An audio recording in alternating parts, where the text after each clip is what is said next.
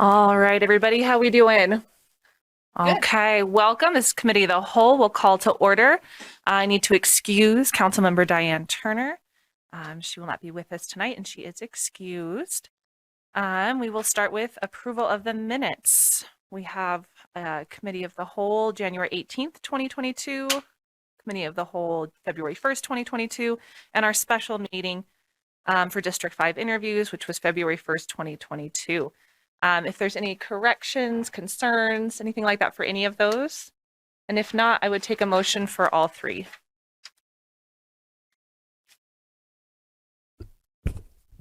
I would like to make a motion of the approval of the minutes for Committee of the Whole. Can we do all of them at once? Okay.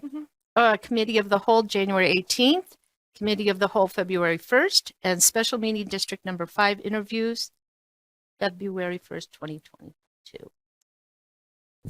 Second. All in favor? Aye. Aye. Aye. Any opposed? No abstentions? Okay. We will start with our discussion items. First off, we have a radon project presentation by Eleanor Diver and Tanya Yu presenting. And they have half an hour. And if you guys want to come on up, whether you're more comfortable at the podium or the table, wherever you'd like to be.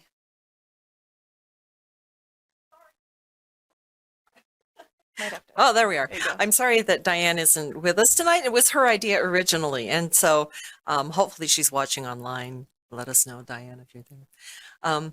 Anyway, so Miss Vu contacted Diane and said, can I talk about a radon project for Murray City? And I said, hey, one of my really good friends runs the radon project for the state. And so we thought it'd be a great opportunity for both of them to come together and make the presentation. So Elle Diver and Tanya Vu, I'm handing it over to you guys. Welcome.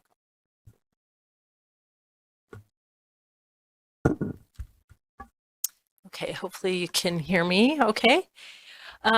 All right, so I am with the Department of Environmental Quality, and as Tammy mentioned, I'm the radon project coordinator for the state of Utah. So the best website, if you were interested in getting more information, would be radon.utah.gov. The goals of today's presentation will be what is radon, where does radon come from, radon levels in Utah and Murray, health effects of radon, how can you test your home? And I have 5 test kits here and also a flyer for you to fill out to get one sent to your home if you would like one. Action to take when you find that you have elevated radon levels, mitigation, and then also how could you increase awareness for Murray residents about radon? So let's start with the question of what exactly is radon? So radon is a cancer-causing radioactive gas. You can't see it, smell it, or taste it, but it might find its way into your home. It comes from the breakdown of uranium that's found in the soil. Uranium is naturally occurring in our soil and our rock. It breaks down into radium. This is what Madame Curie and her husband discovered all those many years ago. And then the radium breaks down into radon. And then that is the gas that gets into your home and we breathe in and is damaging to our lung tissue. Can any home have a radon problem? Yes, any home can. Even if you're slab on grade, you have a twin home, you don't have a basement, you're in a condominium, you're in a rambler, any type of home, as long as it has cement over any kind of soil or rock, you can have a problem. What is the safe level of radon? We never use the word safe when dealing with radiation, but the allowable level set by EPA is 4 picocuries. So radon in Murray, let's look. 1 in 3 Utah homes for the state of Utah have elevated radon levels. If we look at your zip code 84107, we can see that the state has 558 completed radon tests. So that's our data set for 84107 with an average of 3.3. But you can see that one person who tested had a 31 picocurie. So that's like smoking 3 packs of cigarettes every day. If we look at 84117, and I recognize you share this with Holiday, we have 715 radon test kits that are completed with an average of 4.3, but someone had a high of 86.1. Then 84123, you can see same thing, 613 with an average of 3.4 and the high of 33.5. It's really the high that, in my opinion, is the most critical and important part of the puzzle, because you just never know if your home is going to be the one that has that elevated radon level. So like I mentioned before, 1 in 3 homes have tested elevated for radon. Allowable level for humans is the 4 picocuries. Average radon level in Utah, we see at 5.3. Highest radon level that we've ever seen is in Beaver, and that was 664. And that was very close to where we have done uranium mining in the past. Wasatch County, that's our Heber area, we see really high levels. 10.2 is their average.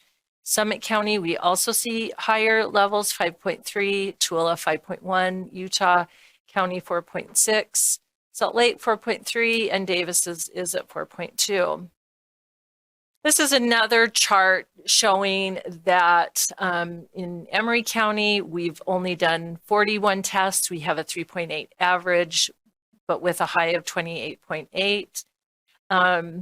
I wanted to point out the Sandy and then also the Carbon County and Orem, because you can see that in those cities, we have seen 150.4 in Sandy, a 280 in Carbon County, and a 358.9 in Orem. So once again, I mean, it's those really high levels that make it important to need to test. So lung cancer has definitively been linked to radon exposure. It's the #1 cause of lung cancers among our non-smokers. If you talk to the lung oncologists, they'll say they have a waiting room with 50% smokers, 50% non-smokers. Utah, in fact, has the lowest smoking rate in the nation, yet we still have the highest rates of lung cancer in our state as our death rate from cancers.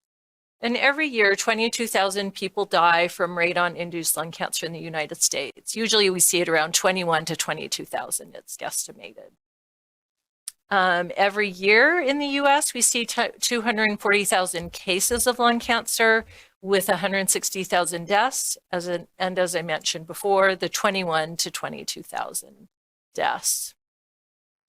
So if we look at Utah's lung cancer rates, we can see that our rates are at 21.3 per 100,000, and the US rate is at 47.4. Smoking rates for Utah are the lowest, as I mentioned, at 9.5%. This is not including our vaping. If we look at that statistic, that would bump it up to probably closer to 13, 14%. You can see that Kentucky is quite high in comparison to us. A little bit about the history of radon. We discovered it because a gentleman by the name of Stanley Watrous, who was working at a nuclear power plant, he had just come to Pennsylvania to work at the nuclear power plant, was setting off the radiation monitors as he entered and exited the power plant. And they said, what on earth could possibly be going on? Went and figured there was no leak in the facility. So they went to his home with a Geiger counter and sure enough found very high levels, like in the thousands. And that's what they see in Pennsylvania. So they're a regulated state. Of course, we are not. So radon can enter your home in many ways. I have a couple of slides here to show those different cracks and crevices and spots that it will enter through. So any kind of crack or crevice in this cement slab, anywhere you have like plumbing in your tub or your shower where there's exposed dirt, that will be a direct correlation to getting into the home. Sometimes when our floor meets our walls, there will be a small crack and crevice, and it will find its way in. A water heater, heating system, fireplace, all kinds of different ways that the radon can enter. So we talked for a minute in the beginning about testing. Testing is easy and inexpensive. You can do it yourself. The cost for Utah residents, if they go to radon.utah.gov, is $11. It's available at most hardware stores for about $50, and that is because they also tack on a laboratory fee and then a shipping cost, and I've been able to reduce those costs for residents. During a real estate transaction, you'll probably use a home inspector who's certified to conduct radon tests, and that cost will be somewhere around $100 to $150. We're seeing that happen more and more in our real estate transactions. The very best time of year to test is in the winter months. And the reason for this is twofold. When our windows and doors are closed more, the radon is more apt to stay there and have high readings and breathe in more. And then also when the ground is frozen, the path is least resistance is in and through the home. So that is where the radon tends to find its way. Are short-term test kits reliable? I get this question a lot. We believe that they're very reliable. They're under strict scrutiny with the government and tests. And when I go out and test schools, we will use a variety of methods to test the schools. So we'll use what the home inspectors are using, the continuous radon monitors, and those are calibrated. We'll use blanks and duplicates as part of our quality assurance, meaning that we'll just open a test kit, put it in the envelope, send it in. We'll put 2 test kits side by side to make sure that they're within 0.5 picocuries of each other, and they are. And so from my experience, I would definitely say that they provide very good reliability on determining what the levels are in a home. Some families might look at their levels if they're right between that 3 to 6 picocuries and say, oh, I'm going to try a long-term test kit. And that is a great solution. So they can place the test kit for over 90 days and no longer than 365. And that really gives them a good average of what's happening both in the colder and warmer months within the home. Okay, so when you get your test kit and take it home with you tonight, and like I say, a couple of you might need to get it in the mail, this is what you're going to want to do. You'll want to, I'm going to move ahead and make sure I cover everything, but I like the visual better than just the instructions. So if you can put it directly in the middle of the room, that is ideal. Grab a TV tray, a nightstand, put it right in the center of the room, at least 3 feet from an exterior wall, 1 foot from an interior wall, and 20 inches above the ground, and not by a lot of books or other knickknacks or anything. Okay, any questions about that? And if you were to take this home and start it tonight, say for example, you would want to take that to the post office as a little insulated envelope and a postage paid slip in there for you. You'd want to take that either Thursday afternoon right to the post office or Friday morning, because radon is time sensitive. And so it has a half-life of 3.8 days. So it's important once we collect it to take it directly to the post office. Okay, so what do we do if we have elevated radon levels? We can install something called a radon reduction system, also known as a mitigation system. And here you can see these drawings of what they'll put inside the home. They'll drill a 5-inch circular hole in the cement slab. Then with PVC piping and a fan, you'll see that they will pull that radon out from underneath that slab and pull it out to the outdoor air. We are seeing more often the fan on the outside of the home rather on the inside of the attic space. Tends to be a little bit more expensive if you go through the home because you need to then aesthetically do some repairs in the home to fix that. So we're seeing it more and more often on the outside. Just want to make sure that you're not putting it where you're trying to barbecue or have family gatherings because there is a little bit of a noise from that fan. The cost is about $1,500. You want to make sure you only use a certified radon mitigator, and I'm happy to help you navigate that. Or you can go to our website, the radon.utah.gov again. Okay, this just goes over what they do to put in a system. Now just looking at a couple of systems, which system would you prefer on your home and why? Let's see how much we learned here. I would want the one on the right side because, yeah, it doesn't have as many bends and elbows, right? It's going to be much easier for that fan to really pull that radon through the home. I mean, and so it makes it a better mitigation system ultimately. And I like to show that just as a reminder that if folks are getting them, they're thinking about, oh, what is going to be a good mitigation system? What is that going to look like? A couple more pictures of, I love the mitigation system on the right side there. You could put in some kind of a flowering bush. No one would even know it's there. On the side, it's on the side of the house. If you're having barbecues, it's not going to have any kind of an impact. The one in the upper left corner, I mean, that is a little bit closer to the barbecuing area, but same again, if you wanted to cover that up, you could. The noise isn't going to be so loud, but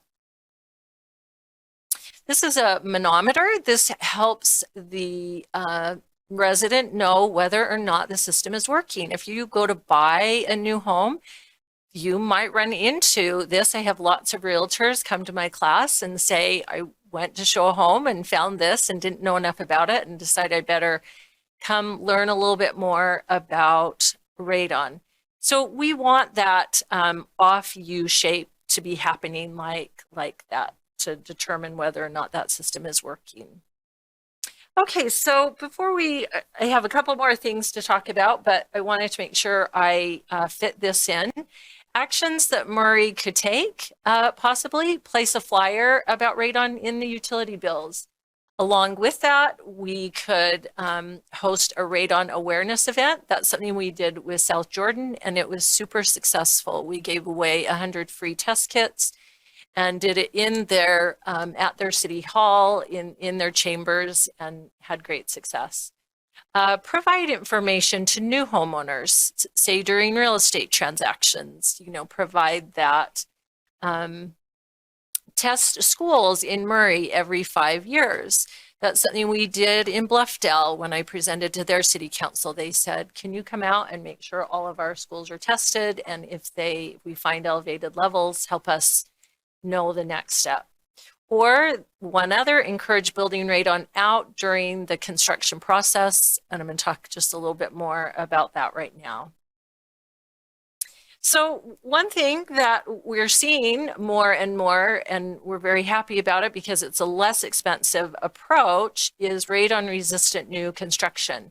And it is essentially building the radon out of a new home or building. Here is a slide of what that would look like. Oftentimes they will build something called a passive system. So the fan won't necessarily be in the system initially, and then they'll put it in later, but we're seeing the builders understanding that people get confused. They assume they have a system, even if it's a passive system. So then they don't think they need to test. They don't determine that the levels are high. So just one more slide here showing what the corrugated pipe looks like, and that is how they build the system. So they lay this corrugated pipe, Then they'll put the pea gravel on and the slab, and then it will go up a pipe in the middle of the home and then attach to the fan. So, all right, thank you very much. I'll turn the time over to Tonya. Sure.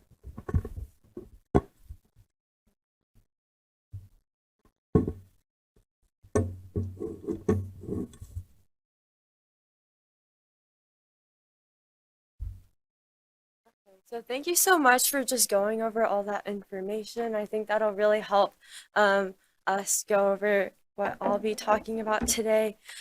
So this really was brought up to my attention in my environmental science class last year. We studied independent labs, and I really looked into radon because it's a problem that's really affecting all of Utah.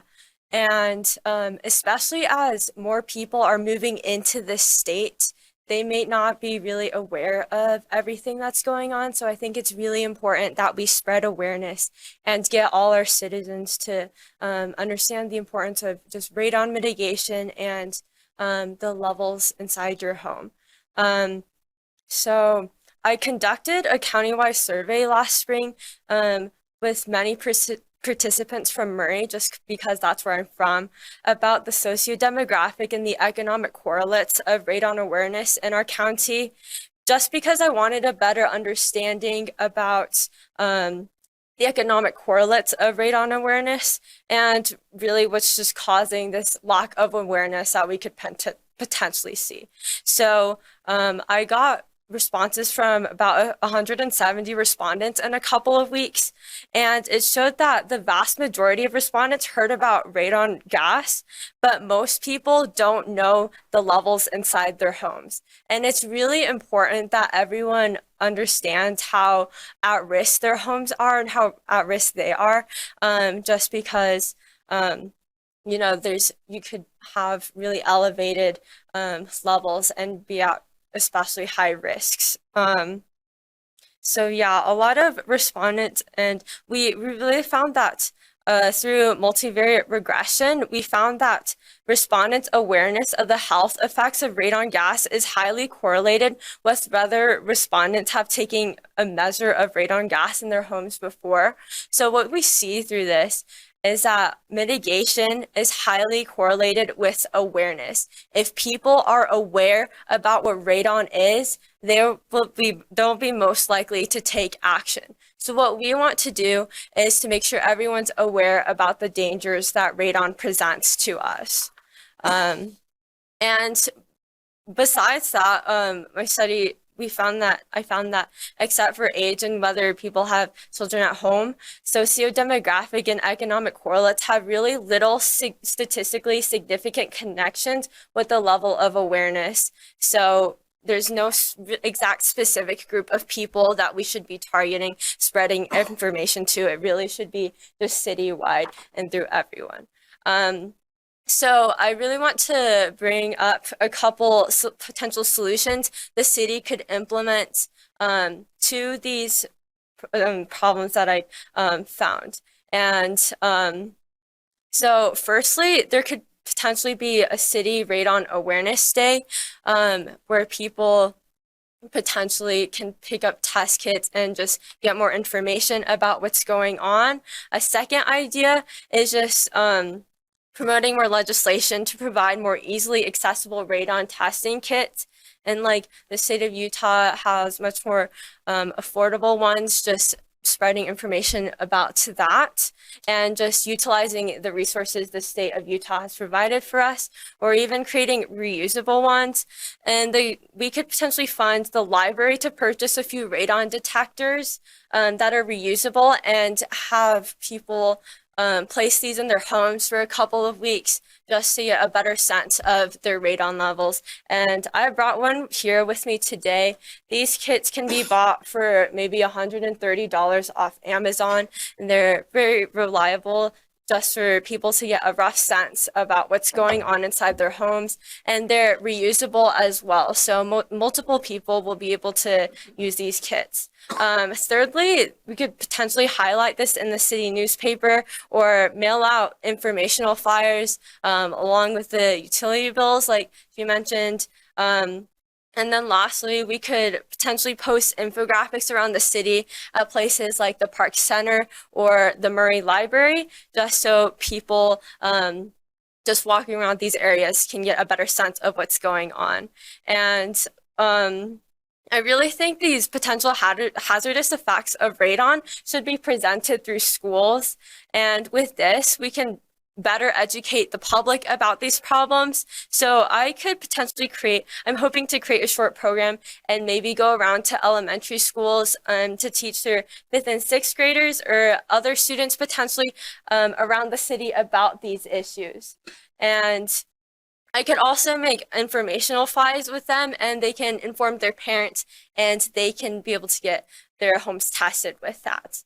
And we could potentially coincide this with a Radon Awareness Day. So those are just a few ideas to just bounce around. But yeah, I really hope to for these like potential solutions to be considered. But just really thank you for listening to your constituents' voices and my voice and sharing my proposal here today. But that's it. So thank you. Thank you so much. That was wonderful information. Yeah, we can give her a hand for sure. That was a wonderful presentation. Thank you. And thank you for your information. And I'm just very grateful for all of the different action items we can consider and see what fits. And that's so helpful. So we really appreciate that. Anything else? Last things? Okay, well, thank you. We so appreciate it. Such good information. And then next up, we will have Kim Sorensen with a discussion on an ordinance enacting section 12.24.175 of the Murray City Municipal Code, authorizing the mayor to establish certain parks and recreation related fees. Kim, you have 15 minutes. I'll probably take 5. You know, stroll through it, stretch it out. I'll go real slow. There we go. So, as you mentioned, I'm here today to talk to you about an ordinance that will allow the mayor, along with communication from the Parks and Recreation Department and our advisory boards, to set certain fees within the Parks and Recreation Department for activities and facility rentals. Now, you may be wondering why I'm here and what we've been doing in the past. Well, this simply formalizes what we're already doing.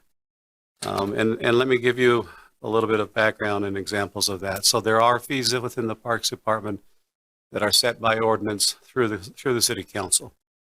And those include golf fees, which we'll talk more about later tonight, park center fees, cemetery fees, and then the outdoor pool fees, which we'll talk more about in a couple of weeks.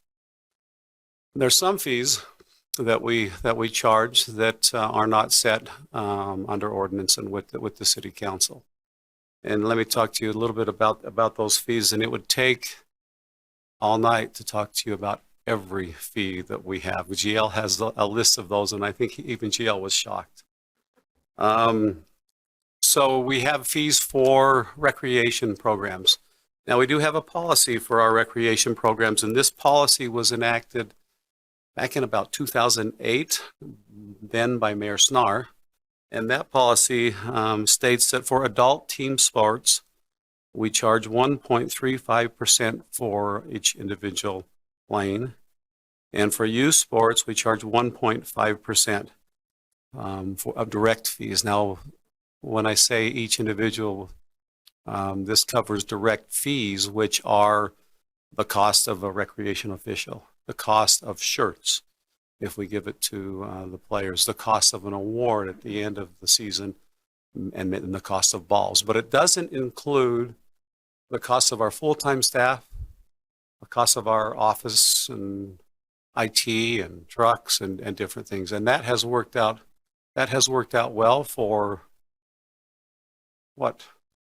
almost 15 years. So that's what we're following. There are other examples of fees that we're charging that we follow this guideline. Included the outdoor pool. So the outdoor pool will have things like swim goggles and maybe some candy that we sell. Swim diapers. We sell swim diapers at the outdoor pool.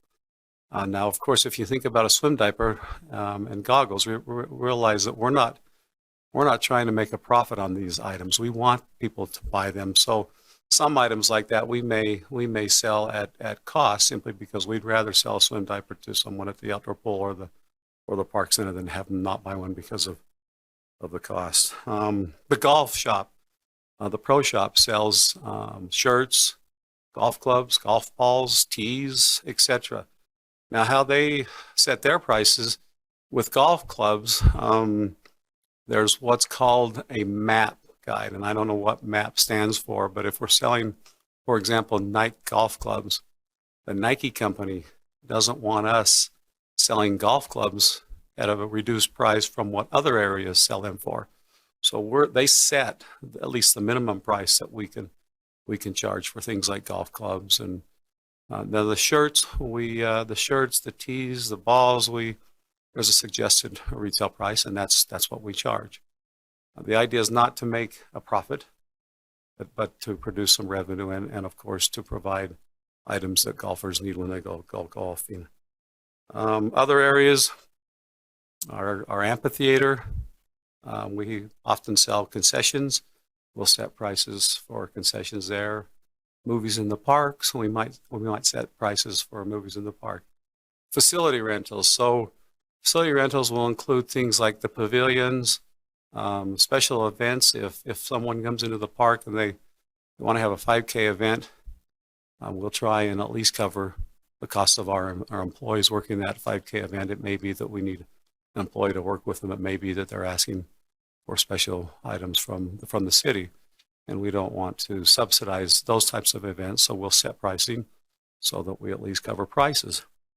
You can see that, especially in today's world, prices they're not going like this, they're going up. So for us to come to the council every time we needed to set a swim diaper price or a pavilion price or we have a special event and they ask for water to fill a swimming pool. For us to come to you each time with that is impractical. So again, this formalizes what we've been doing. We always use our Park and Recreation Advisory Board, our division heads, and make sure that we're not trying to make a profit or gouging the public, and then at the same time that we're not subsidizing events that we shouldn't be subsidizing. So, questions? I have a question. What with these limits or what you were talking about, at what point did you have to set them with the council? I guess That's a great question. We can never have. So we were looking at some of our fees, and I was talking with GL months ago, and we realized we needed to formalize what we're doing. We are not changing anything that we've done for forever. We are just simply formalizing a policy that allows us to do what we're already doing. Okay. Did that answer your question? Yes, and then I have a follow-up to that. I guess and we did this quite a bit with the previous mayor, that we changed kind of our duties as a council to give authority to the mayor. But I do see in here that was kind of excluded, in that there are the main fees that would still come before the council. Is that correct? They are. Everything that's already set by ordinance, those fees that I mentioned, the golf course, the outdoor pool, park center, cemetery, they remain. This does not change anything. So this just gives you the flexibility to kind of mitigate some of those gray areas. It is a gray area that hasn't been covered in the past. All right. Thank you. Sounds good. I don't want to micromanage swim diapers, but I am grateful you carry them. We purchased many. You're welcome over to the call years. if you think they are too low or too high. Thank you. Thanks, council. All right. Next up, we have a discussion on closing and vacating an alleyway located at 1 East, 4800 South. And this is Danny Astle presenting. It's Trey. Hi, Trey. That's okay. Items 3 and 4. Okay. And I'm going to present these together just to avoid repeating myself. So it's Sounds kind of good. the same thing. So let me get.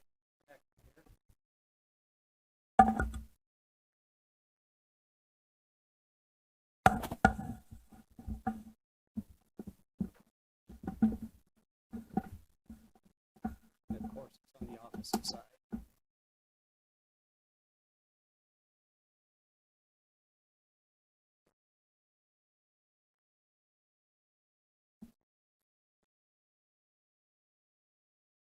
Oh, we got it. We got it.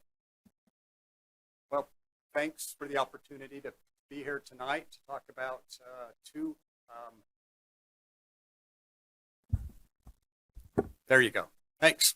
Thanks for the opportunity to be here tonight to talk about vacating 2 alleyways that are located at the new City Hall site.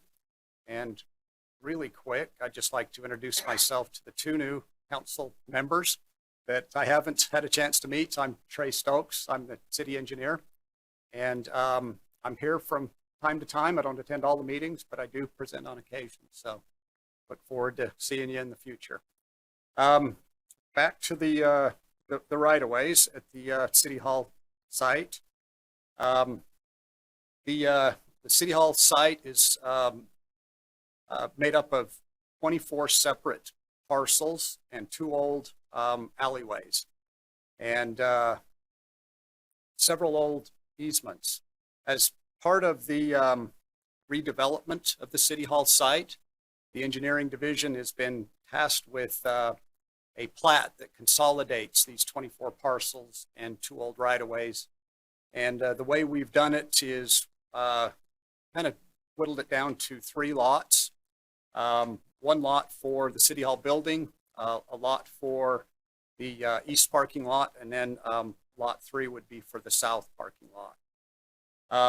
The alleyways that are there, they've got to be vacated to meet city requirements before we can record the plat. So the north alleyway, located a little closer to 4800 South, historically used to access interior properties and the old cell tower site, as well as utilities in the east-west direction. It's had a major power line. So with the site being redeveloped, the cell tower removed, the utilities removed from the site, no need to have access to any interior parcels. We need to vacate this right away. No use for it anymore whatsoever. The south alleyway, again, just because it's south of the north alleyway, but we didn't. It's not what these have ever been called. It's just a kind of a convention that we've put to them because they were unnamed. But this one's existed on county records for many years, but it has really not been used for access. It's been more used for utilities, utility poles, and some old telecom easements. So for the same reason, it's not being used. The utilities have been removed through redevelopment of the site. This alleyway really has no use whatsoever, and we need to get it vacated to continue to move forward with the platting process. So in next week's meeting, the March 8th meeting, I think, the Public Works Department will request the City Council consider approving ordinances, and there will be 2 ordinances that close and vacate both the north and south alleyways so that we can move forward with the consolidation plat, to continue with the cleanup work on the site. That's kind of what we're doing, assembling these parcels, cleaning up the easements, cleaning up the right-of-ways, hopefully getting that done in the next few months. So any comments or questions? I know I've gone fast, and I definitely didn't take my 30 minutes. No, never planned to take 30 You minutes. didn't, So no.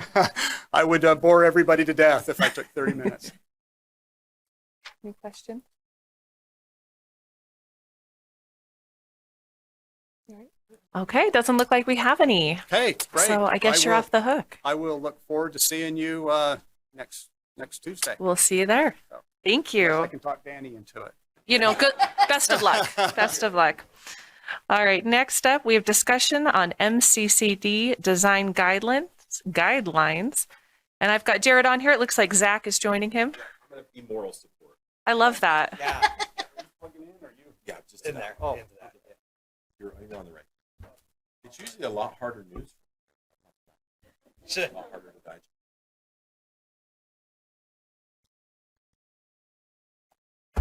Okay, that's fine. I'll take it. I do that every single week.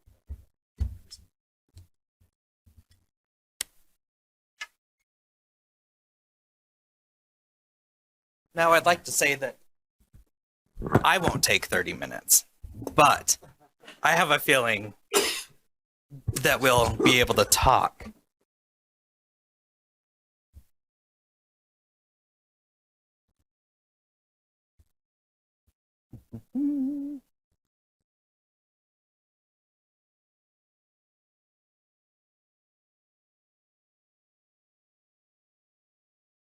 Okay, perfect. So yeah, this is a couple of you have heard this a few times, a couple times anyway, about the MCCD repeal and replace of the potential design guidelines in the zone in the MCCD zoning district. This is a request from staff that we would be looking at. This really came about as part of the 2019 rewrite of the MCCD zone. And then we presented it, I believe, early in 2020. And then the moratorium happened. And so there were some changes to the MCCD since then. We didn't really touch anything in the design guidelines at this point. So this is really to introduce them to the two new council people and to kind of give you guys background on that again, give you a refresher. So we will move on. So as you guys might know, the MCCD zone is located approximately on 4800 South, pretty much from, I can't even think of that street now, Box Elder to Center Street, sorry. And then also like this site, the current city hall is also within, that's the, you can't see my mouse. Let me do this. Okay, so this is this current city hall site here. So it does go down just a little bit as well. So the purpose of the MCCD zone is envisioned as the commercial and civic and cultural center for the community, for the entire city, and is intended to enhance the physical, social, and economic connections by redeveloping downtown Murray. So these regulations and design guidelines of the MCCD are intended to promote mixed-use development, encourage that pedestrian-oriented design, promote development opportunities, and increase residential and commercial densities.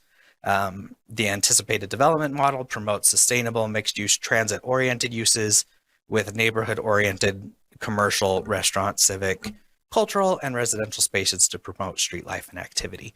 So that's outlined specifically in the MCCD code as the purpose of the entire zone. So we used that as part of our guiding principles going forward. That was included in that. So specifically, the design guidelines back in before 2019, before the zone was rewritten, it stated there was some conflicting language. There was the Murray City Council shall adopt the Murray City Center District guidelines, and property located within the MCD shall be developed in conformance with the provisions set forth in the chapter. That was kind of conflicting. That kind of gave an initial message of these needed to, that the design guidelines almost became standards almost. And so when we rewrote the MCCD zone, or when Jared rewrote the MCCD zone, these instead needed to become true guidelines, which is to actually be consulted, but not necessarily follow to the T. These are aspirational goals and things that we can take to the development community and have a discussion with them with, what the city would like the downtown to look like, and opportunities for that to continue in that process. So what are design guidelines? Design guidelines are a set of discretionary statements. That's the important word there, is discretionary. Whereas development standards are a set of threshold requirements. So can you guys think of what like a development standard would be? Yes, precisely. Yes. So heights, setbacks, parking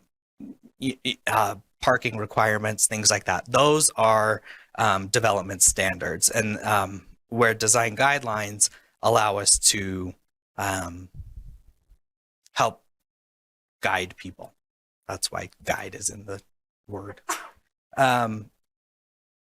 So looking at these were a couple, this is an example of design guidelines. I apologize, Jared put these slides together over a year ago, so I don't know where these are from. Probably somewhere in California by the, yeah, there you go.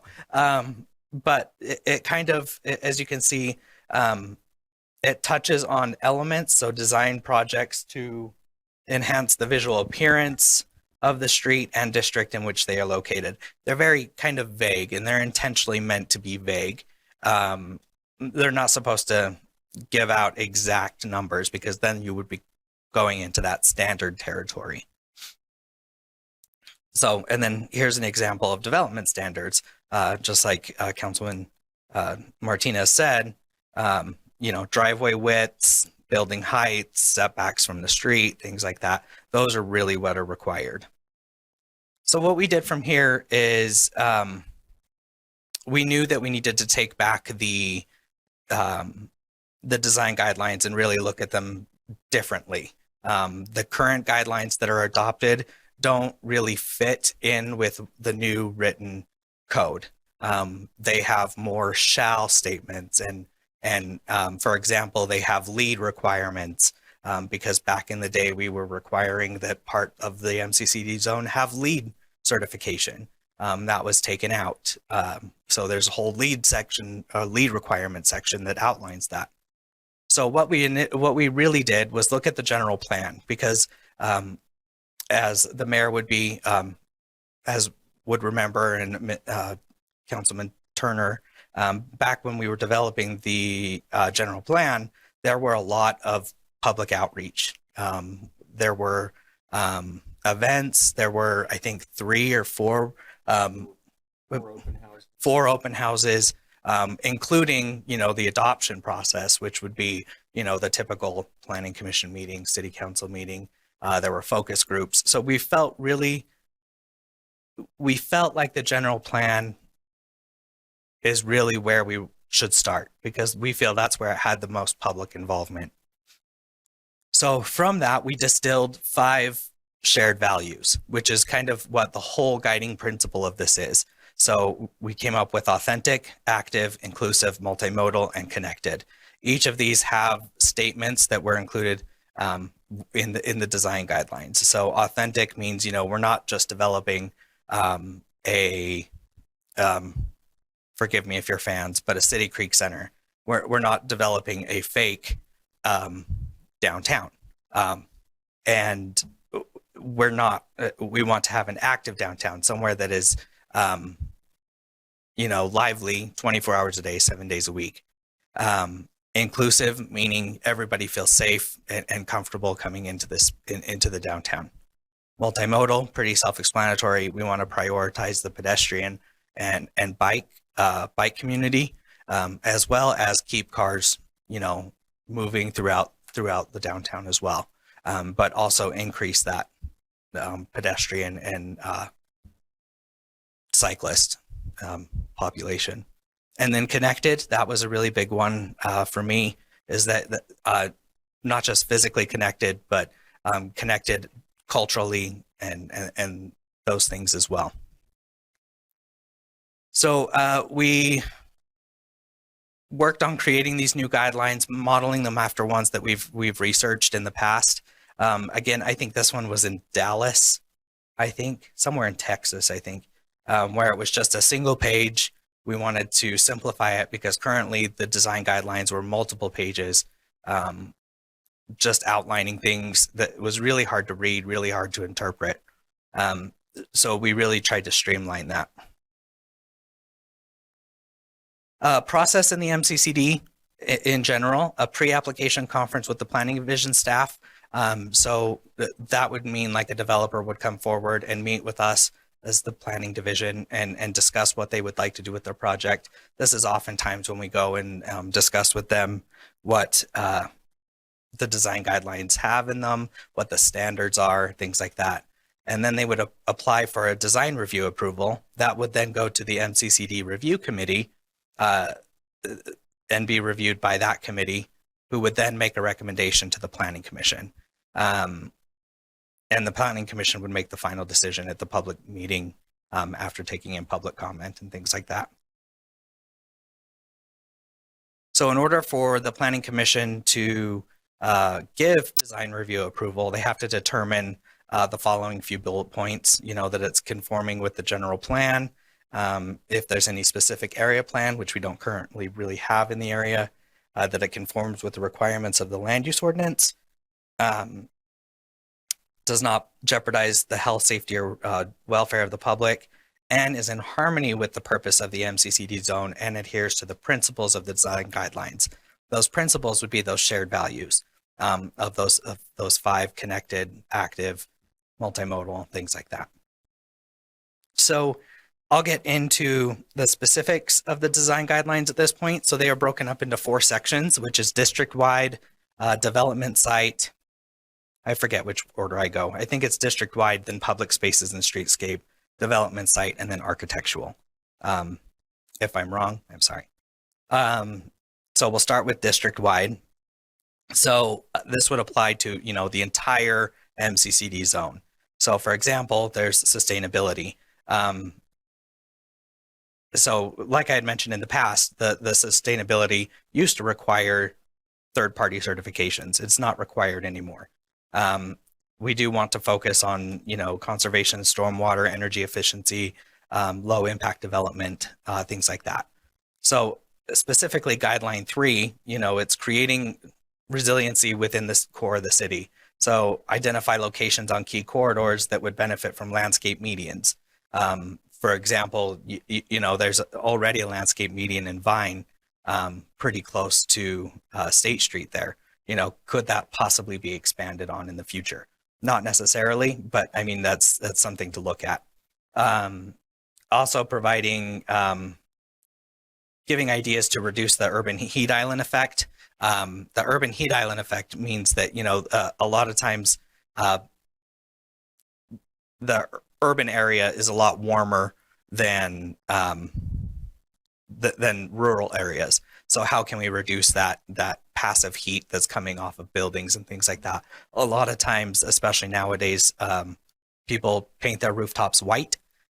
Commercial buildings paint their rooftops white. That reflects the sun more, provides less heating. Asphalt is very well known to absorb that heat and then pass it on at night and keeps that as a warmer, it just increases the temperature there. So I will move on to, cool, I did go in the right direction. So public spaces and streetscape. So street trees, guideline 4 is streetscape. We're talking about street trees here. There is already a requirement for street trees to be in there as a development standard. However, we want to encourage people that less or more is better. We would like to see more street trees than the code requires. I think that helps with the urban heat island effect. These one thing I want to get into is that all of these shared values and a lot of these guidelines are they're connected in various ways. So, street trees can help with the urban heat island effect. They can provide that shading in the summer. However, they can allow sunlight in the winter because sunlight's getting through those tree branches. So along with the streetscape area, broad sidewalks with weather protected seating, wayfinding and signage and lighting. We saw that. I know the three of you were on the walking tour in Sugar House, that they actually had, it was kind of old, but they still had wayfinding areas. And that was one of the things I called out, is that down the road, we need to encourage getting some signage put into the MCCD zone. Also, curbside management, as deliveries continue to increase, DoorDash, Amazon deliveries, we need to have a curbside management system. I know that would make Trey's life a lot easier if we're able to manage those curbs a little bit better, loading zones, unloading zones, things like that. So we'll move on to the development site, which includes circulation, open space, active buildings, parking, neighbor awareness, and meaningful light. So this is going to be tailored to an individual site. Obviously, that's why it says development site. But so, for example, the one highlighted here is the hotel on Vine Street and State Street. So these are guidelines that would apply to that site, not the building itself. So, for example, open space. So ensure that there are opportunities for parks and open space opportunities in new developments. Over here on the right, this is a very walkable neighborhood, but it's closed off to anybody that doesn't live in that apartment complex. But you can see it. So, one of the things points out, avoid private open spaces and elements that exclude the public. It's great to see that, and it kind of bums you out when you're walking down the road and you see a cool little alcove in, and you look and you're like, oh, you can't see it, but there's like a little fountain in there and seating and things like that. It's really cool.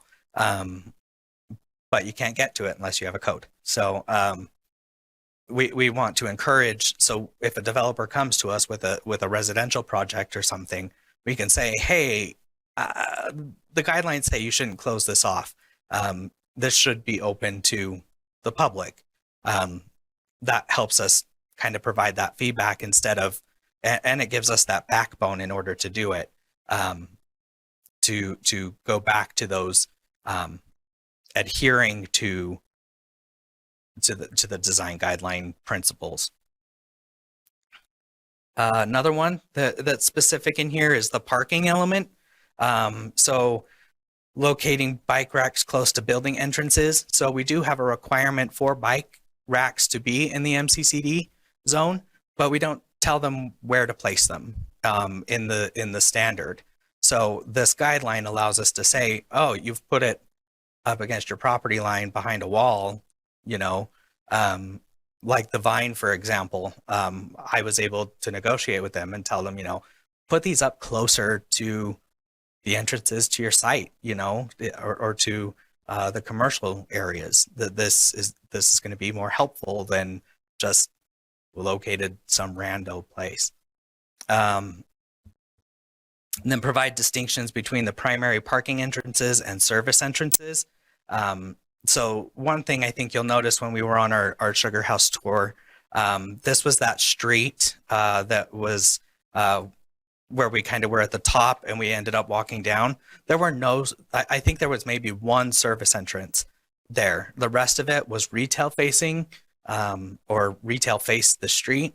It allowed for people to actually walk and feel comfortable in that area without, a bunch of trucks moving in and out of that. So sometimes it's going to be unavoidable, but in other times it helps us kind of say, where, another example for, if somebody were coming in with a residential project, we could state to them, don't put in where your moving trucks are going to go right in that front area, put it behind the building or something, so we have better access and people feel more comfortable.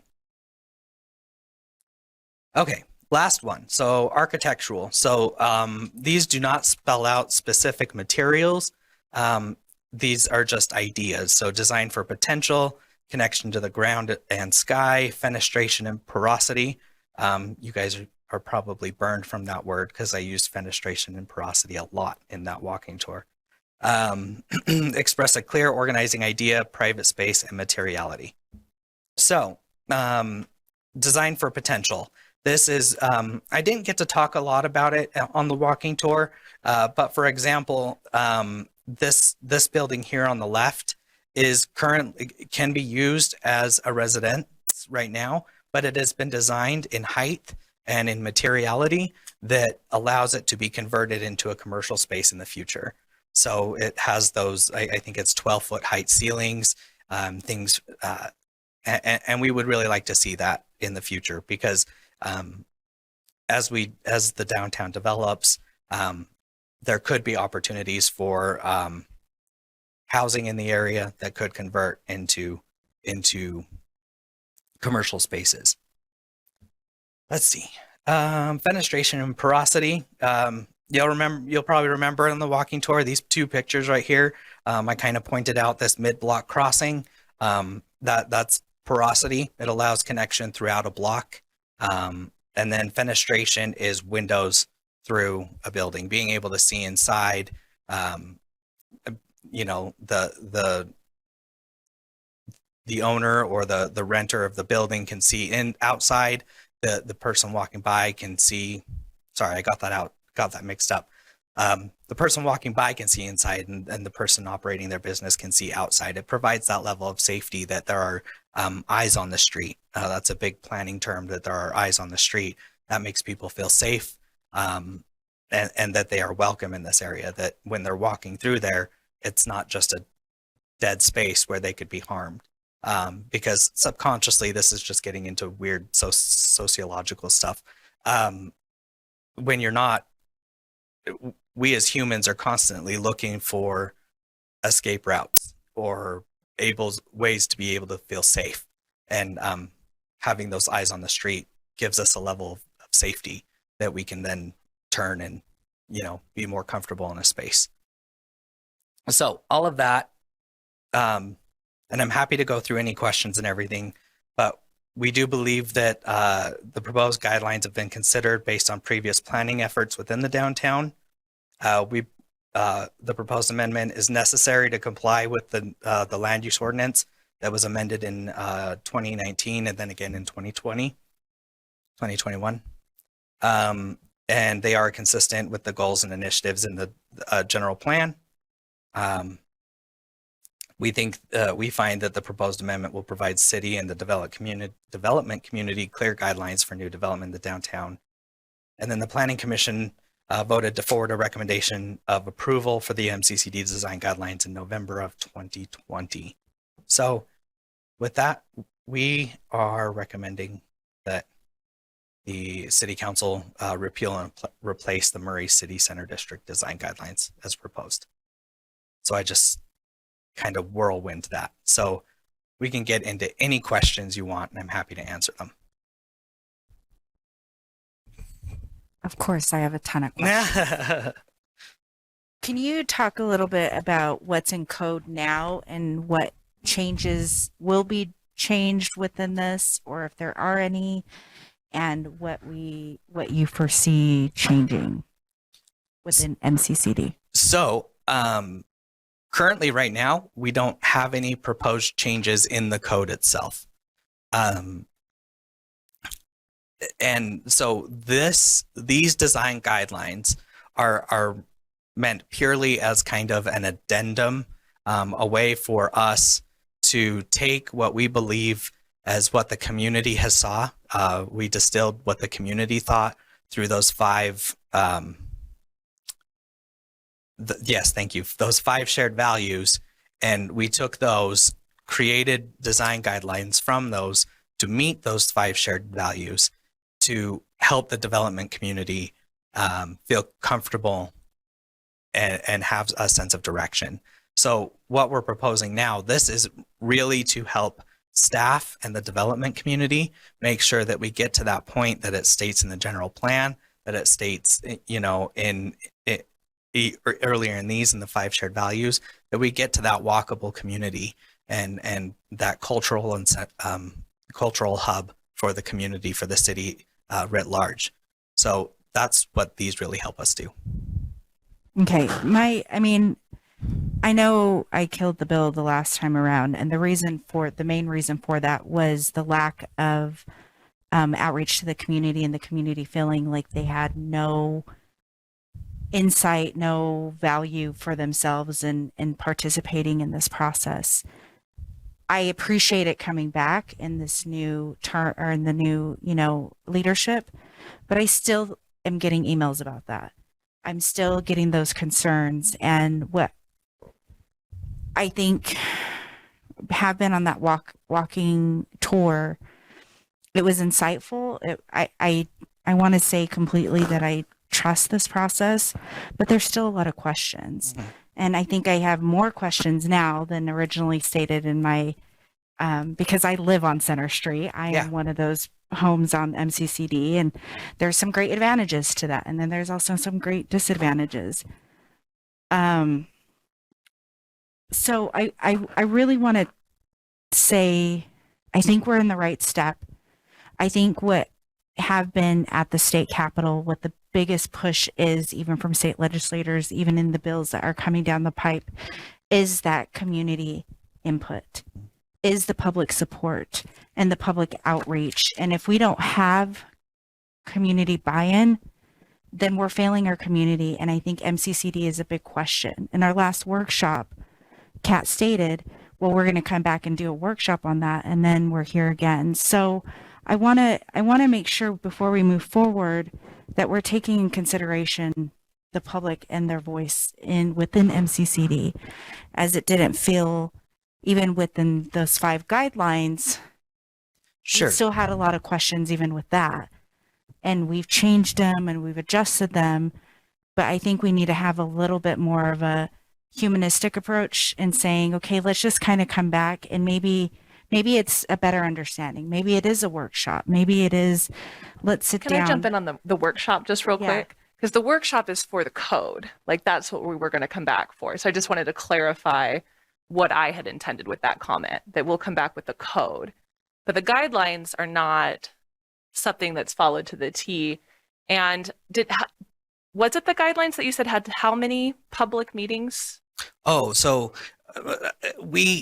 it was the general plan that had us, that we informed from. Those had lots of meetings, four open houses plus the public process and the focus groups. But so you used all that and a public community input survey. to build this. So yeah, we took what was laid out in sorry, I'm going to fly through this backwards here. So we took, for example, this initiative 1 city center within the code, and I literally took out words. I printed this out and cut out the word. With paper, I'm cutting out the words. I still have them. Yes. And yes, Jared, I made Jared go through them. Manipulate little tiny pieces of paper. Yes. Love the high school approach. Yeah, exactly. Because I mean, I'm the same way. yeah, I mean, I went through, because you're seeing things like geared toward creating a core district at the city center. Throughout the public involvement process, people expressed a desire for cultural and social events within their own community. A city center district can be the social and economic heart of the city. And that's, we're taking those types of words, and I took that element of the general plan and not just that element, I took all of it. As you can see, initiative number 5, a city geared toward multimodality. That's immediately taken from the general plan into these 5 shared values of multimodal. But since even the general plan, we've had a lot of contention. I agree. and so I'm not saying let's not, but I think we need to hold off. And I think what we actually need to do is change the code so that the guidelines meet the code. And the guidelines right now, if we go into this route, we have guidelines that are kind of broad, and we end up with a project like Vine again within the code. But we do need to sit down and look at the code, which we have a survey for block 1. It's been very specific that it's just block 1, but we can do sub-surveys, and we can look at those sub-surveys even for MCCD. But we need to look at the code and change the code so that it matches what we've talked about and that walkability and creating that, because I think we also need to define what we do with parking, and we need to define how we protect those neighborhoods surrounding MCCD, whether it be a radius, and we don't have any of those definitions within the guideline. Right, exactly. So- And I guess that's where Sure. my hangup is maybe we do need a workshop for the code and then come back to the guidelines. sure. So what I would kind of mention right now is that there are guidelines currently adopted that Or not. that That's what I don't was gonna match the ask. current code.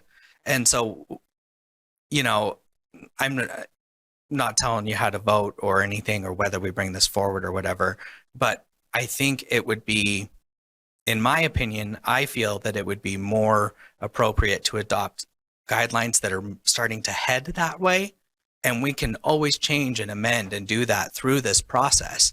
Through while you're redoing the code, we can take these and change design guidelines as we go forward. But right now, for example, I have a developer that's asking me questions about a site in the MCCD. And he's like, okay, well, you know, besides the code, what else is there? I said, well, there Yeah, are these these design old- guidelines, but they don't really match. They don't correlate to what we have. Like I said, we have a whole chapter on LEED certification, and Which can we even legally tell them they have to do that? not anymore. In the code, They have to. they kind of did. And it was weird. It was awkward. So let me ask you this clarifying question. Sure. What happens with the MCCD design review board? Because in the guidelines, isn't that kind of removed, or? No, the design guidelines does not change. It is not a statutory. Is that the right word? Yeah, please. Yes, Sorry. please. That was the purpose of the process slide, because there was some discussion of that back in 2019. The design review committee, now they're called the review committee. We'll be talking about that later tonight. That review committee is still in place. It hasn't actually had any action items, I think, since we made the changes to the design guidelines, or since we proposed these changes. So it hasn't been an issue heretofore.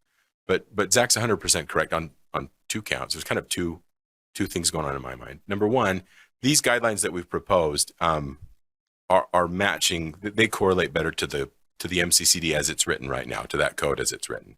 They were written to do that based on those changes. It took the better part of that year in 2020 to get them ready. Zach worked really hard on them all through the year and gave me lots of little cutout pieces of paper to try to read and manipulate with my sausagey fingers. But we got through all of that and made those proposals. And so it does match better. And he's right. We can always make those adjustments as we go forward, making changes to that code, to the MCCD code itself, to the development standards like we talked about, and make sure that they continue to match. And we can even look at enhancing them and making them more specific. To be clear, we like them the way they are. I prefer the guidelines to be really simple and broad, and they're not hammering anybody. The guidelines, the way they're written, are not going to mess up anybody's development review application as it comes through, and they're not going to hang anything up, because they don't have to be adhered to directly. They're just guiding principles, right? And even with the existing guidelines, they're still guiding principles. There was that conflicting language Zach mentioned. We didn't make people adhere to things in the guidelines that were not already part of the development standards in the code as well. And we wouldn't do that now. It wouldn't be right. With all of that said, so we'd be happier if they were all matching and we were changing things going forward. But we've been on pause on them for a long time. So if there's not a level of comfort, it's not the end of the world for us. We'll keep processing things. And the review committee is still functioning. Like I said, I don't think we're not there. I think it's just seems like a level of trust from the community Sure. is still feeling like, well, obviously they don't care about our voice. Well, and this survey might. And Be a good place to start. maybe the survey might clarify that. It might start to bring that And forward. so my biggest fear for them is, and even for living in MCCD, is that we have this developer come in and we get another Vine project, and it's not meeting the values of what citizens want. And I know you guys are the gatekeepers, and I know you guys foresee it, and I do trust in your vision because we've had that conversation.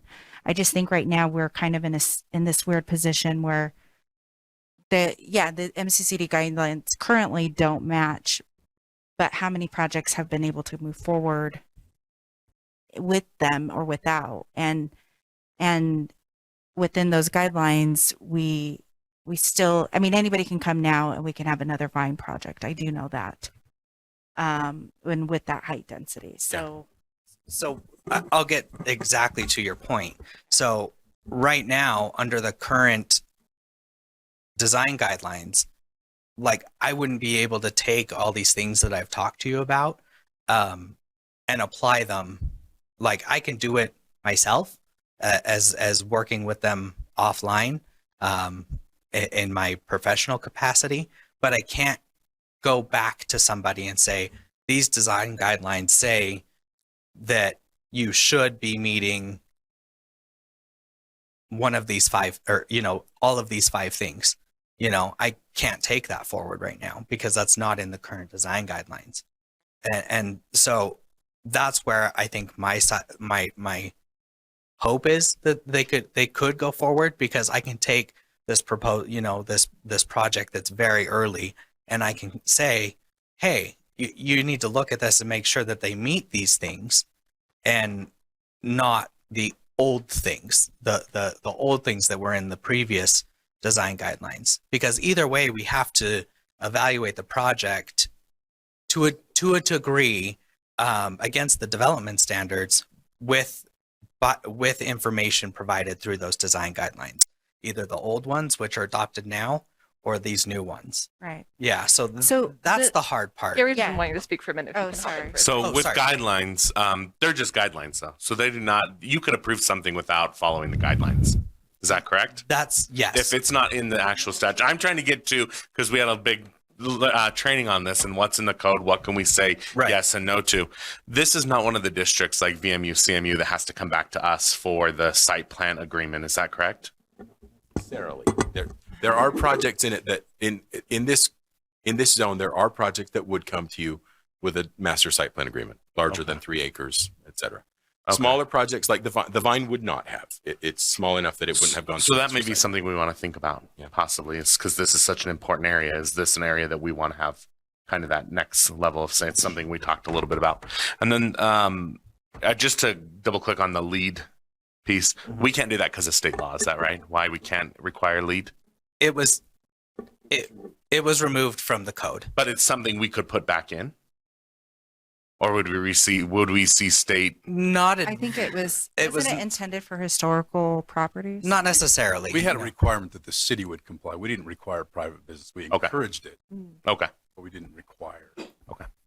I think there wasn't there a lead neighborhood development requirement type thing that the entire area would have been long done? ago.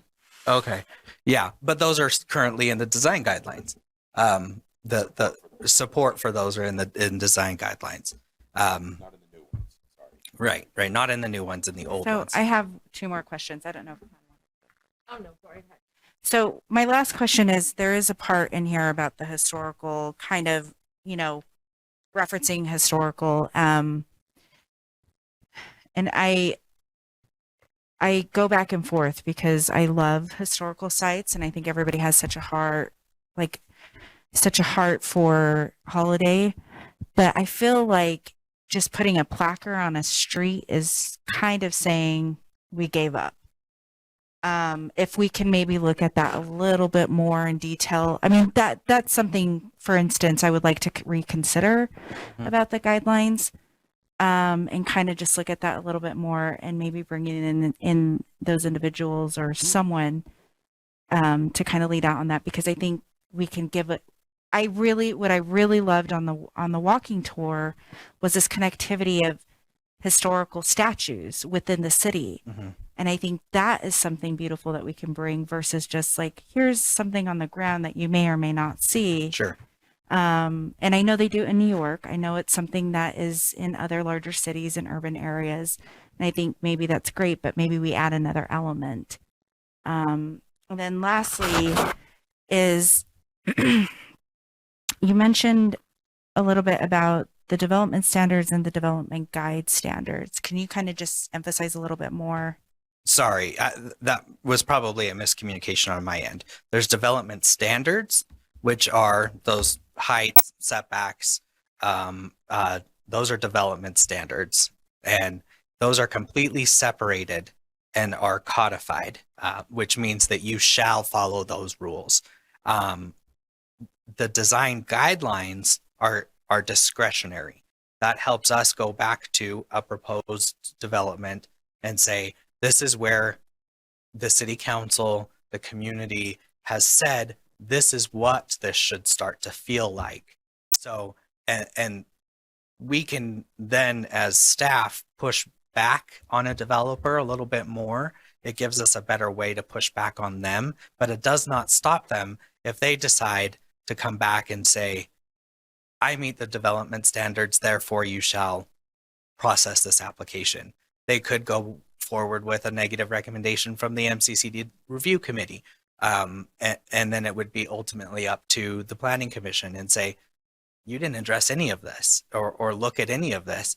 So it's technically still an administrative decision and they would probably still have to approve it. But at least with design guidelines, we can go back and say, this is what the community says they feel this area should start to look like. And that's what's different from a guideline and a standard. Completely severed, nothing connected. Thank you. Yeah. Gary, did you have something? I was just going to read it. If it's not in the code, then I mean we have to remember that. Well, unless it's codified, there's nothing we can do about it. So, GL, I'm going to keep hammering that home. That's our biggest takeaway.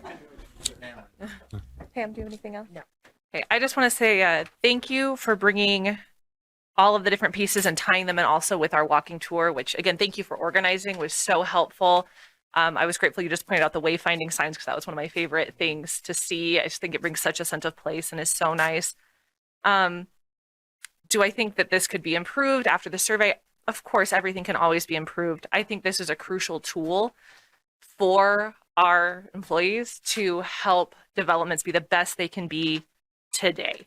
And I look forward to our survey results. I want our residents to feel heard. I want to hear what they have to say. I want to do a deep dive workshop where we look at that area and that code, and maybe from there, relook at the guidelines. But I think the best thing we can do right now is move the guidelines forward so that we're not stuck in something that's not appropriate or even the best fit, even if it's not a perfect fit right now. I just think it's a great tool.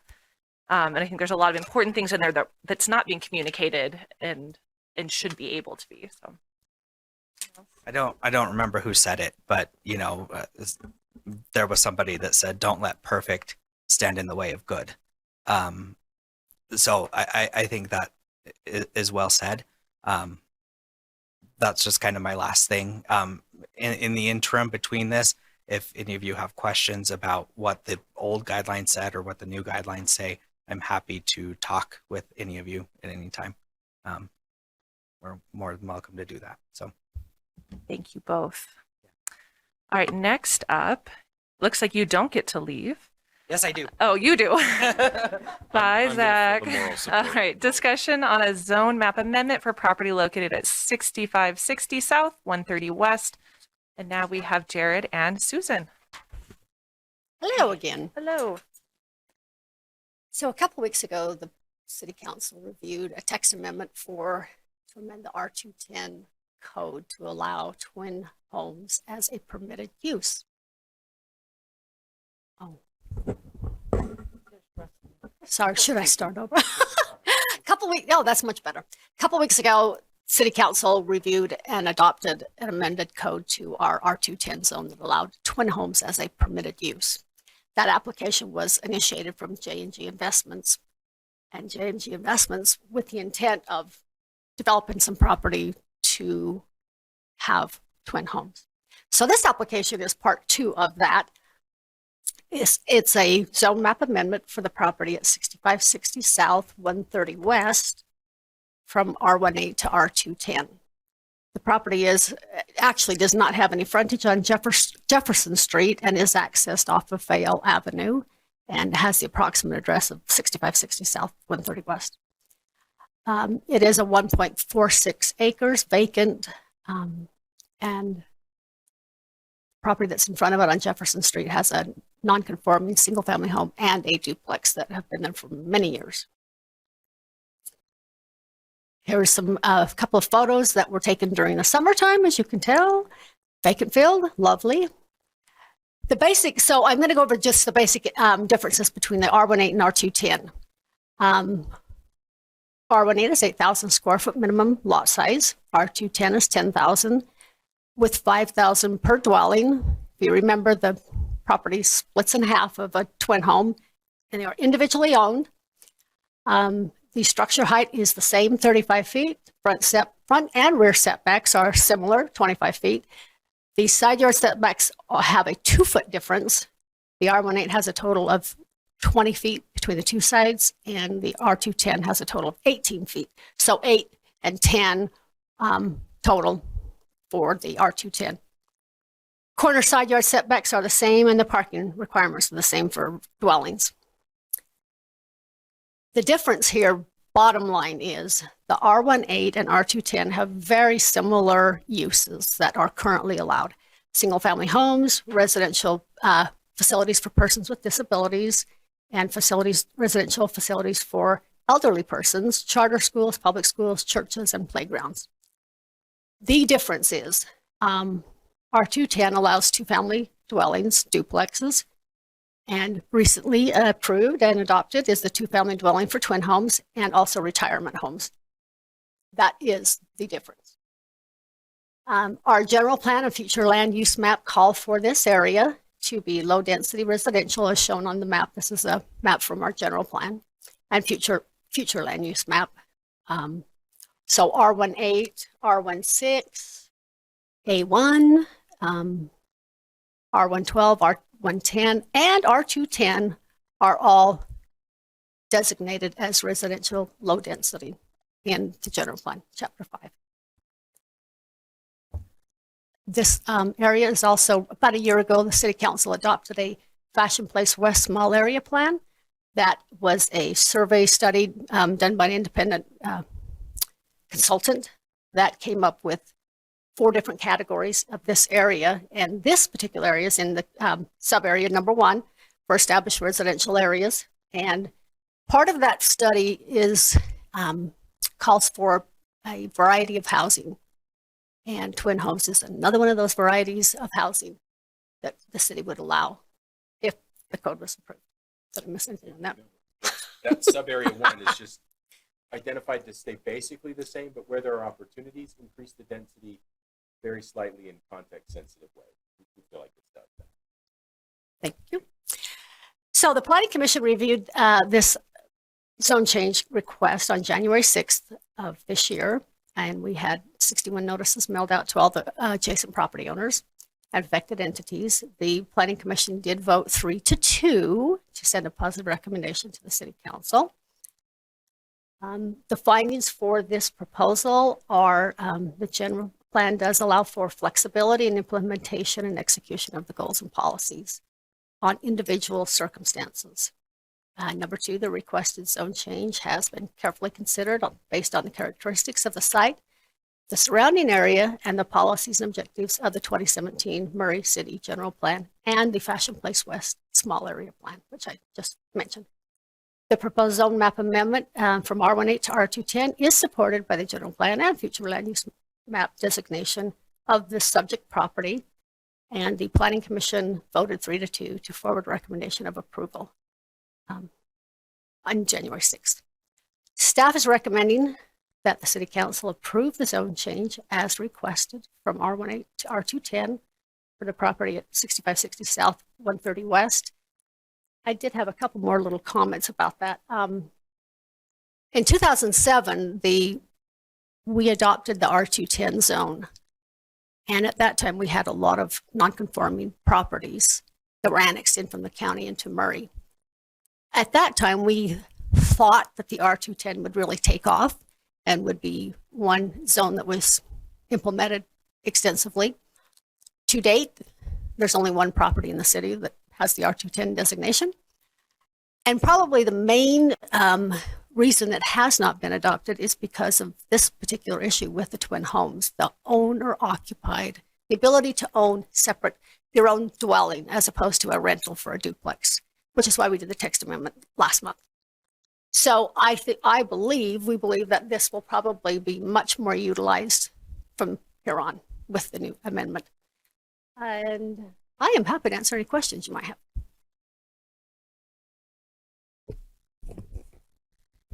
I had a citizen that got a hold of me this morning, and I talked to Zach about it. And his conversation I got out of it was sidewalks, because there are no sidewalks over in that area, and that is my district. And walking it, there is no sidewalks. And he's concerned with these twin homes that there's going to be more traffic. And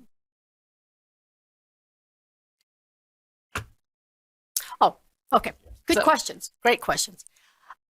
So the city's master transportation plan calls for this area, Jefferson Street and Lisa Ray Cove, to have sidewalks installed, and the existing ones that are smaller in width, like 4 feet, that they be widened. But that's in the phase 2 of the master transportation plan, which does not kick in till about 2031 to 2040. right. Unless for some reason it's the political will or the administration wants to see that pushed forward.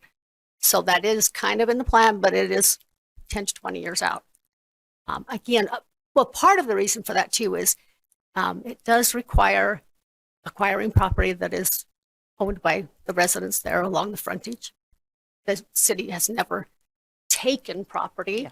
It's always bought at a fair appraised value and is typically negotiated, but they are definitely compensated for that.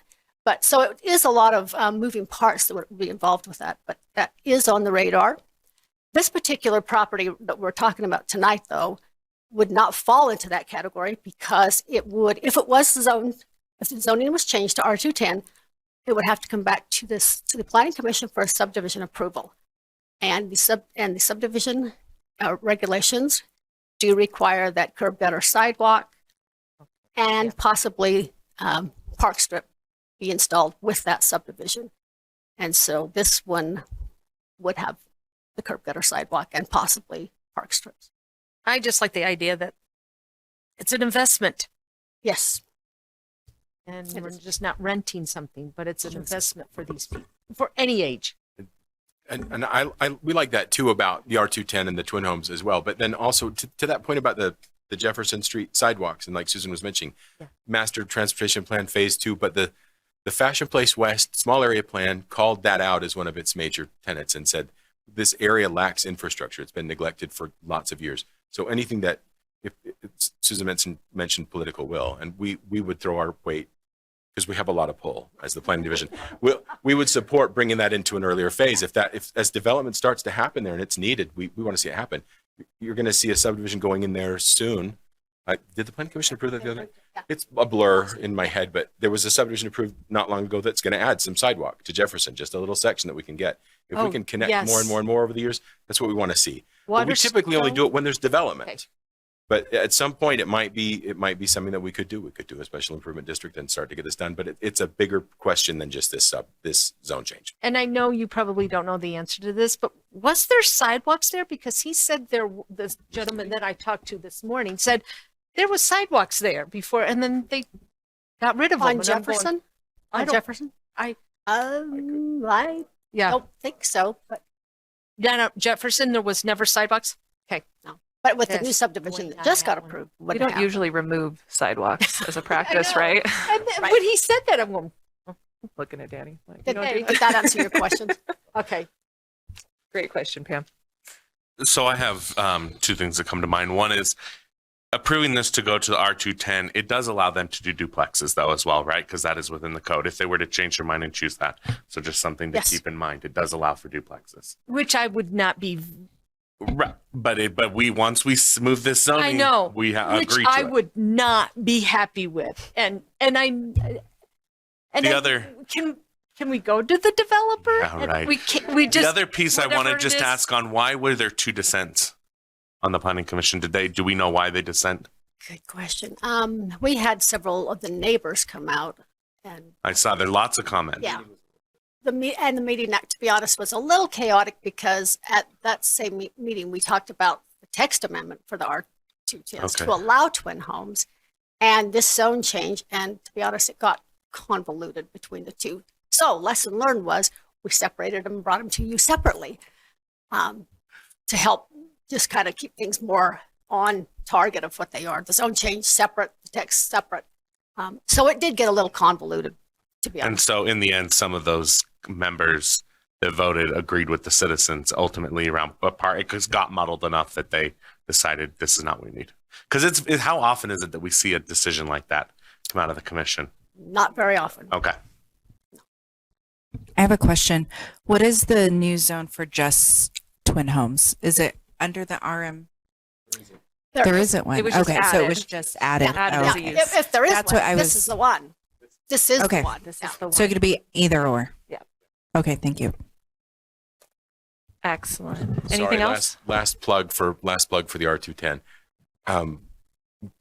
Councilman Gary is 100% correct that twin homes or duplexes, both are allowable. But remember in that too, that the only difference between a duplex and a twin home is literally whether you own one side, both sides, or whether it's owned by one person. And a lot of people do, investors, buy a duplex and live in one side and rent out the other. That happens too. But in terms of form and impact, the things that the neighbors were concerned about, traffic and and noise, going from 0 cars to cars from these units, that's the same impact exactly. There is literally no other change. I just wanted to make sure I called that out, though, that the it's a good investment is because that is something that could be different. We're amongst hoping us. for the twin homes. Agree, absolutely. But if someone buys both sides of the townhouse, they have an investment and They they can can do that rent as it to well. one person. But I do think someone Missing mentioned middle. in our meeting that there was concern over duplex and how that, brings certain traffic in and that sort of thing as you have renters changing, that sort of thing. So just something to keep in mind. Yep, absolutely correct. Thank you. Thank you, guys. All right, last thing. I want to thank Council Member Rosalba for being our LPC representative and following all of the bills. Fun times. Today and tonight is the last date for any new bills to come up to the House floor of the Senate. It's been an exciting week, to say the least. I was at I was there on Friday morning to listen to HB 462, and it got killed in committee, which was fun. I mean, if you really want to learn Robert Rules of Order, sit on a committee and you'll learn really quick how to hold and conduct a meeting. Okay, so let's start with HB 462. I just gave you the agenda from yesterday from Utah Leagues and Towns and Cities, or Utah League of Cities and Towns. HB 462 is Representative Waldrop. It's about the Utah Housing Affordability Amendments. I actually spoke at this committee, coming to really understand this bill. Murray's already putting a lot of the guidelines that they're recommending in place, and just reiterating that it hasn't come to the floor. There is going to be an amendment with the transit bill. They're going to add that on to 462 with the transit stations, and that I've been kind of in communication with Zach about that as well, and they've been considering your statements and have asked for those to be looked at, and so we've been working with them on that. HB 416, the league is opposing for property rights ombudsman amendments. Currently, it's in the second reading in the Senate. It hasn't been slated for a vote yet, so it hasn't been circled back around. It just basically expands, if I understand this correctly, maybe GL can help me with this. It expands the authority that gives them so that we can't just, so cities can't take eminent domain or use eminent domain at their will. Is that correct? I think if this is the bill I'm thinking of, this is one where someone can ask for an opinion from the ombudsman regarding. An eminent domain. It's not eminent domain. What is? Right. Oh, Any of ordinances. if our ordinances are constitutional. They can ask. They can ask for an opinion. It's not a binding. Oh, that's opinion, right. That's right. Yes. but it means something later on. So basically, any developer can come, any developer can come in and ask to question any of our guidelines or anything that we set in place. If we put lead back in or something like that. Correct. HB 303, we are in support of, and that's the local land use amendments. Currently, it's in its second reading in the Senate. HB 440, this one, we are in negotiation with the sponsor. Currently, majority of the cities within Salt Lake County have come to an agreement that basically it creates a committee that they would decide who gets an overnight shelter within Salt Lake County. They've increased the amount that they would provide up to $5 million of appropriations from the state.